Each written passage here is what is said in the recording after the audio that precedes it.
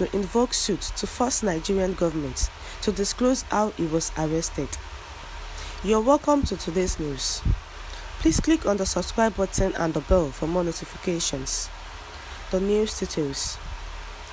The family of the detained leader of the indigenous people of Biafra, IPOB, Nnamdi Kanu, has threatened to invoke a prima facie evidence against the federal government to compel it to give a clarification on the circumstances that surrounded the arrest of the secessionist agitator. In a statement issued by Kanu's younger brother, Prince Kanu'S, on Wednesday, the family said the President Muhammadu Buhari-led government has to come clean on the role it played in the arrest, extradition, and trial of Kanu, as everything is being shrouded in secrecy. Kanu'S said the larger Kanu family would like to know the exact location the IPOB leader was arrested, how he was arrested, secretly brought into the country, and put on trial. The President Muhammadu Buhari's led administration has failed to provide clarifications on the processes deployed in extraditing the freedom fighter, the statement said. As a family, we insist on knowing the exact location from where our brother was intercepted, as alleged by the Nigerian government, and how come no clarification has been given up until this date. The action of the federal government, for us, amounts to illegality, and you cannot put illegality on illegality and expect it to stand. So, if the court fails to adhere to constitutional law, we will be compelled to invoke the prima facie evidence against the federal government, it added. The family of the detained leader of IPOB, Nnamdi Kanu, has come to the public showing their grievances that the federal government is just trying to keep Nnamdi Kanu in the detention for a long time. The federal government should come and explain to them how Kanu was extradited, which country was he arrested, and why was he arrested. If they can come out with a detailed explanation, then fine. But up to today, the federal government and the Buhari's led government have not been able to give a detailed explanation about how those processes of deploying Nnamdi Kanu has been made, how he has been extradited to Nigeria has been made.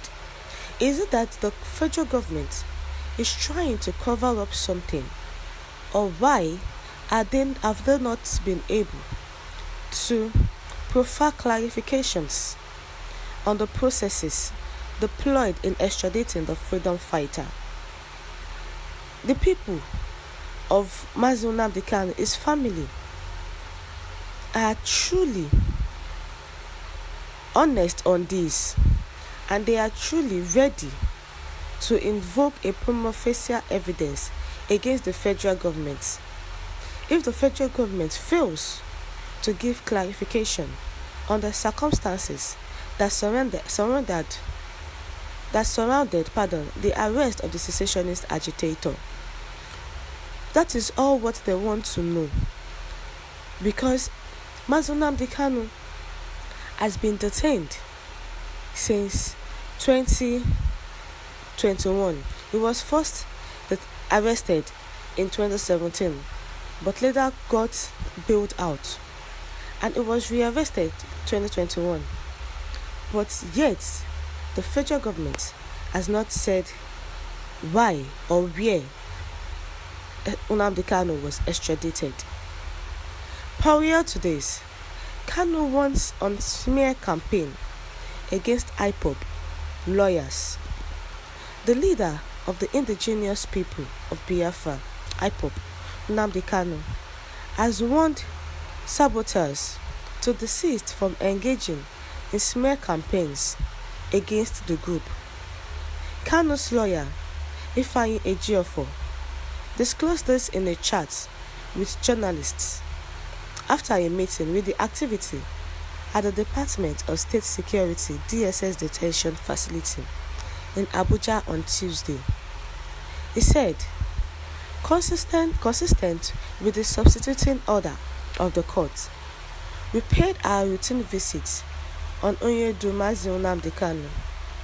We availed ourselves of the opportunity afforded by the visit to brief Onyedu on several issues.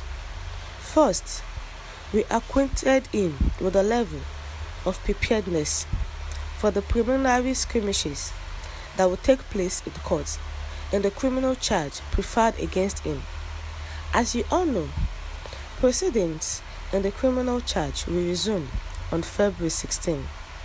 Secondly, we briefed him on the smear campaign orchestrated against my good self by traitors and desperate enemies of the struggle, aimed at causing disharmony within the fold and needlessly generating ill feelings.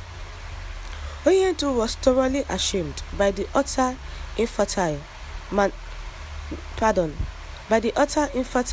mendacity inherent to the smear campaign and the unimpressive, unintelligent, wobbling, and poorly thought out strategy that informed the whole endeavor.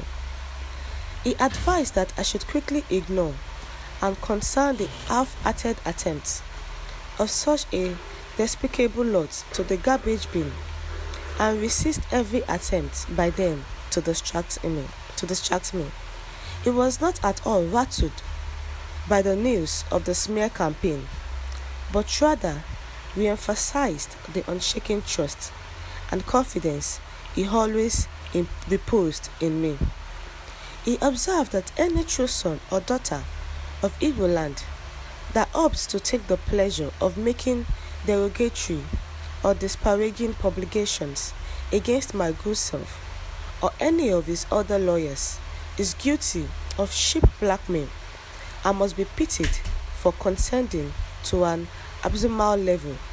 Such a person must be seen not only as a contemptuous slave, but also as an irredeemable traitor to the entire Igbo race. Thank you for tuning in to the news. Have a blessed day.